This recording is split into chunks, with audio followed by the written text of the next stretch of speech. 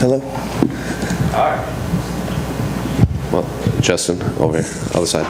Last time we saw you, I think you were doing the guest fighter scrum in Salt Lake City. That was before the lightweight title fight. Now there's kind of a clear picture at the top of the division now. So what are your thoughts on the Islam's win and the rest of the state of the division at this moment? I mean, nothing short of impressive. I mean, there's nothing more you can really say about that. I mean, even if you were a huge fan of him, you know, you got to have doubts when it comes to this sport. You know, those factors of just anything can happen at any moment. But yeah, it was impressive. It was dominant. Yeah. We spoke with Michael yesterday meeting. He said he was shocked at how it played out, and like I guess the division fans now have to accept Islam as the champion. So were you as surprised as Michael watching how it played out? I mean, I wasn't surprised he won at all. I mean, I was surprised that you know, he dominated him the way that he did. Yeah, it was surprise is a good word. I was actually hunting. I was out of cell phone service. I didn't get to watch it live. And when I got home and saw it, I was like, holy shit. Yeah, I mean, the dude's good. Those guys are good.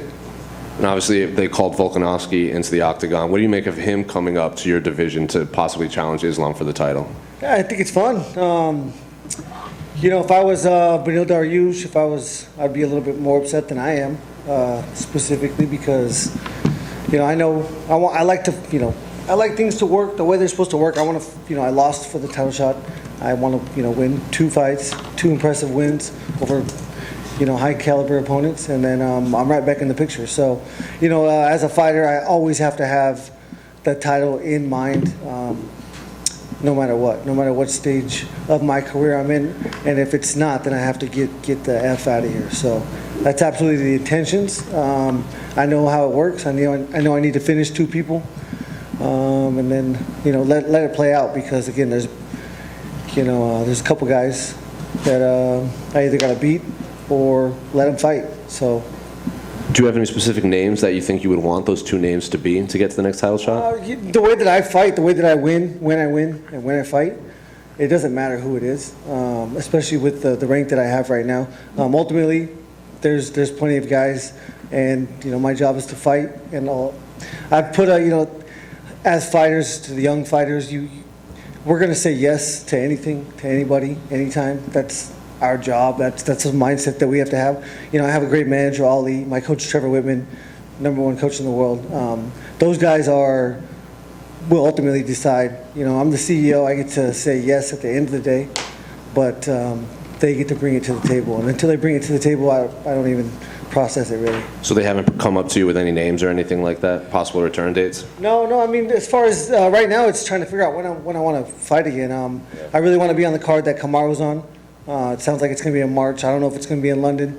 You know, I had a huge fight last fight. I got hit really hard. And one thing that we have over other sports is the ability to take some time off. You know, I had my last every fight with the UFC has been absolutely huge. My last 3 or 4 fights have been, you know, the biggest fights that you can be in. So, you know, personal, like, yeah, we just got to take time. So I've just been I got my nose fixed. You know, when you get a concussion, then you should take some time off. So that's what I've been doing. I've been enjoying it. It's really fast and then really slow. I'm enjoying the slow part, and I'm definitely missing the fast part now. So I'm back to sparring, back to just having fun. And 2 more, unrelated to your career or anything, but this is going to be Frank Edgar's retirement fight on Saturday. So were you a fan of Frankie coming up, and do you have any memories of him both in and out of the octagon? Yeah, I mean, Frankie is a legend. I mean, I watched him growing up, and then I got the opportunity when, I think it was when I was going to fight Melvin. I don't know, it was probably around 2013. I was able to come out and stay in Frankie Edgar's in-laws basement for a week and train with him. So yeah, that was a cool experience for me. He was that was when he's still doing it, but that was when he had the belt, I think, or was fighting for belts, because he always has been. But yeah, that was a cool experience as an up-and-comer to go in there. And again, every time I've ever interacted with any athlete before I ever, you know, thought about coming here or whatever, they were all just so normal, and they work hard. That dude taught me a lot of lessons on how to be, you know, hold yourself accountable, be responsible. And he's a savage. And finally, do you have any thoughts on the main event between Israel and Alex Pereira on Saturday? I'm excited to watch it. I mean, I love fighting. I'm a huge fan of this sport. I've been to some Izzy fights, quite a few. Headline. I love the guy. I really do, but I always tell myself I'm never going to go back to one of his fights. But, you know, you cannot hate on somebody that's a winner, and that man's a winner. You mentioned about fighting on Kamaru's card if it was to be in London. Is that something you'd rather it be in London to experience fighting over there with the crowd, or would you rather it be here at home? What would I rather have? I guess if I had to choose, I would choose Las Vegas. Fight capital of the world. That's where I grew up competing. That's my favorite place to fight. But I've never been to London, so might as well go for free. If they ended up putting Hamzat and Colby on that card, would that make it like a massive event, you think? Any card that me and Kamaru's on is going to be massive, but anything you stack on top of that's going to just be the cherry on top. That's a good fight. Who would you pick in that fight? Oh God, I hate picking fights so bad. Like, we've all been here so long, and we know that anything can happen. Who do I favor at 170? Yeah. Can he make 170? If he gets enough preparation time, I reckon, maybe. If he makes weight, I think he's a beast. I don't know why he's cutting that much weight. He should be fighting Adesanya. I don't know. I guess I would favor Khamzat. Yeah, I mean, his wrestling is fantastic. And I'll just never cheer for Colby, so. I won't make you pick this one, but just your thoughts on Dustin versus Michael. Obviously, you've had a history of both of them, and that could potentially be a barn burner. Yeah, I am excited for that fight. It's, probably the fight I'm most excited for. This whole card's stacked, but that one's going to be fun. Well, I think it'll last quite a while. I think it might go to a decision. In my mind, every time I play it over, I see it very similar to the fight that me and Chandler had. It's going to be, Poirier's technique, trying to outclass how explosive Michael Chandler is. I think, the first round is so dangerous with Michael Chandler. Second round's almost as dangerous, and third round's not quite. So we'll see how it goes. You mentioned you want two names before you get there. I'm curious, you'll fight anyone and whoever's presented to you.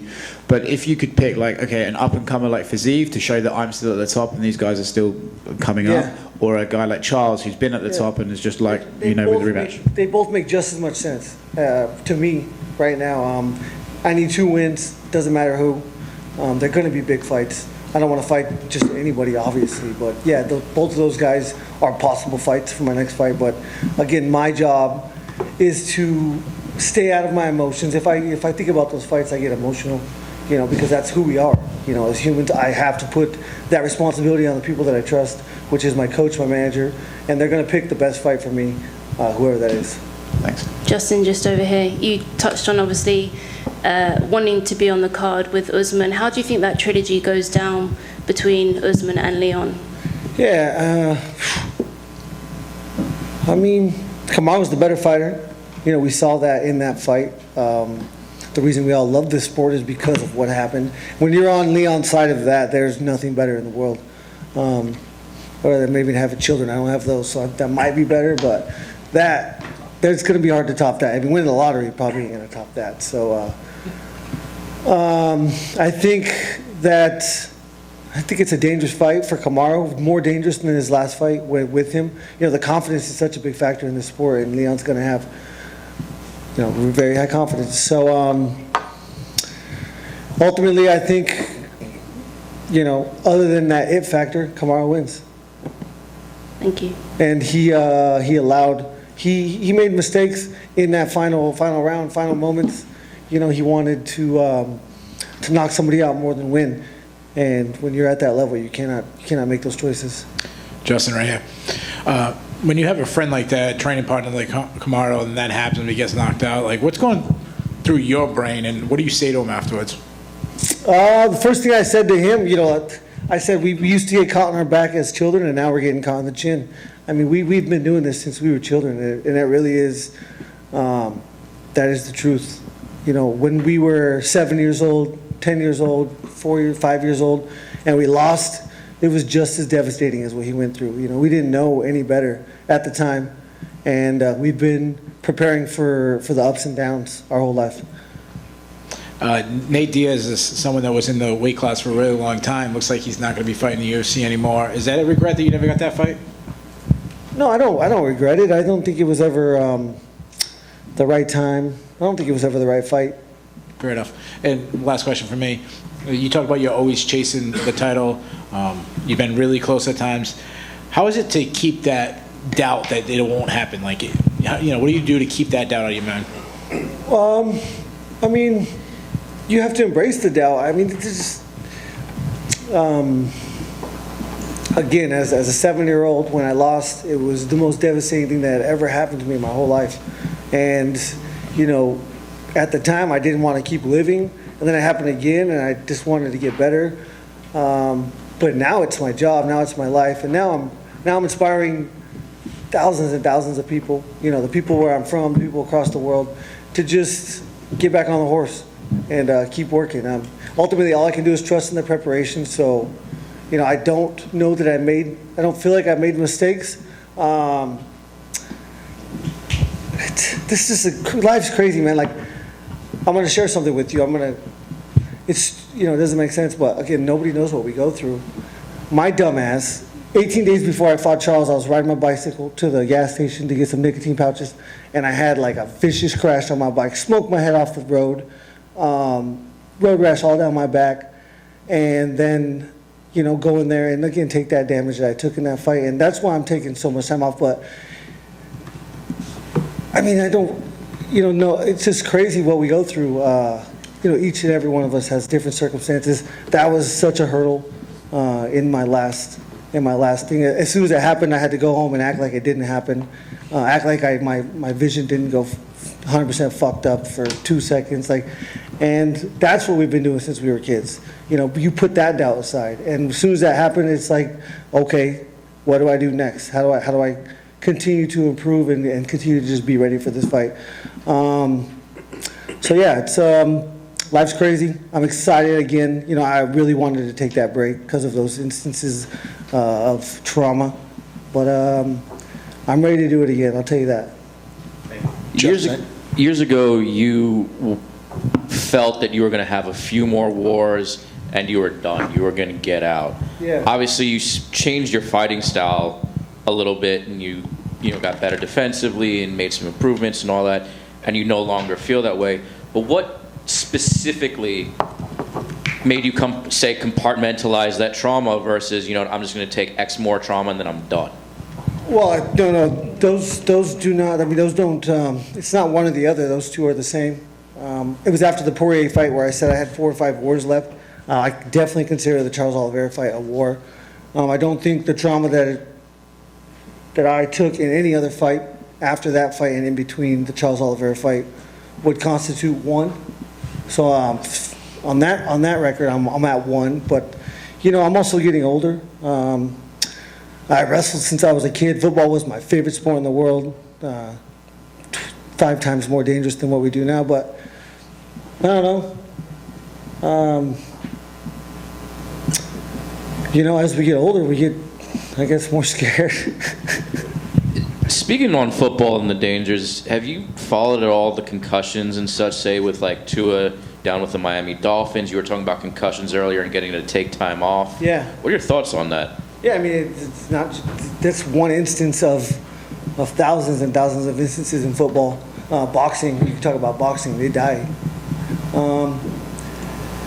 I don't know. It's not something we ever want to talk about, but we don't know because there's no scientific proof when it comes to how much trauma. What I ask doctors is, you know, is there a time frame between trauma that you need in order for that trauma not to, you know, stack on top of itself per se? But we don't know any of this, and I should probably stop thinking about it. Justin, look back a moment, a year ago, and that fight was just spectacular. I know you said you love fighting in Vegas, and you'd been to New York before to fight, but that win last year was just, it's going to live among your career highlights. In the moment, I'm sure it's so hard to appreciate it. Looking back, do you kind of, again, that's an all-time fight, an all-time victory. Yeah, that was something special. Yeah, Vegas doesn't top that. So, Madison Square Garden or Vegas. Was there ever a point when you thought, like, this is what I was born? And do you are you thinking during that moment, or is it pure action? Again, you said it was very poignant. You said we don't know what you go through. Like, to me, a fight like that, no one knows but you. That was so spectacular. What's it like in the moment? I mean, that's the easiest part. I'm telling you. As stupid as it sounds, you know, when you're in the battle, you have no time to think, and when you're not thinking, you can't be scared. So, you know, it's all the preparation. It's the anticipation is what's going to kill you every single time. But in the moment, I mean, you either are or you're not. And yeah, I knew I was made for this a long time ago. I really did. Thank you. Just to elaborate, when you said you fell, was it a motorcycle that you crashed? No, just a bicycle. I wasn't doing anything stupid. It was just my pedal snapped off when I was riding. I was just crazy. Stupid is what it was. You mentioned being able to put that behind you. Like, how do you do that? Do you just go home and go? I was 12 weeks into a camp. I was thousands. I mean, all I know is to compete. You know, and I don't let myself feel anything. I try to take away all the emotions, so I'm constantly either running from it or I feel like I can control it. But in that instance, it was just like, oh, I fucked up. This is not good. You know, but I've put in, so I didn't feel compromised, you know, like externally, not even internally, because at that moment I was, you know, ready for war. So it wasn't like playing on your mind as you're like going through fight. No, not at all. I mean, I had a crazy rug burn. You know, I was lubing myself up all day, every day, trying to get it to go away. And it went away really, really well. But yeah, I mean, fucking stupid is what it was at the end of the day. But you know, I had put so much work in, and there was no chance I wasn't gonna. You know, I was going to back. I've never backed out of a fight. I didn't feel like I needed to then. I still don't think I should have, and I'm glad I didn't. That was a great fight. I was very emotional because I was at home. I think that was the mistake I made, is I let the moment get to me. And that's the lesson you learn until the next one. You're a student of the game, right? And you mentioned about, oh, do I need X amount of time after trauma to be able to keep going and stuff. I'm not saying that you'll look at that fight and go, oh, if only. But do you think maybe if I hadn't had that crash... Yeah, that's why I don't even want to talk about it, because, I mean... I don't fucking know, and I don't want it to sound like anything like that. That's just something that happened, and I'm a dumbass. Like, that is what it is. You know, and I haven't shared it, and that's why I've taken this much time off. You know, that's the reason. I wanted to get my nose fixed. That was a bonus. The nose, it's great. But yeah, that was the reason. Thank you. Justin, down here at the back. There was a story that Khabib told recently. I think Dana has told it in the past as well, but I'm not sure I've heard it from your perspective, about when you fought Khabib and he was in the cage asking you if you had jet lag. Could you tell us this story from your perspective? When I fought him? Yeah. No, that's fake news. Again, when you're in the heat of the moment, you don't have time to process words or things being said, because I'm too concentrated on controlling my actions. That's all that matters. We're talking less than seconds, less than inches. Whatever he said, I'd never heard. And another one as well, we were talking to Michael yesterday about, you know, he seems to think that when Conor McGregor comes back, he's going to be the opponent for that fight. However, your name is also one that would be around that discussion. Is that a fight that interests you, and do you believe he's even going to come back? I have no idea. I've said a lot of things, you know, never something I didn't think was true. I don't know. I don't know. We'll see. He'll fight whoever he wants to fight. I lost, so I guess I have a much better chance now. What's up, Justin? So Kamaru said on Rogan that, you know, people don't have any idea what y'all fighters go through before the camp, and that it's a blessing when you guys actually step in the octagon.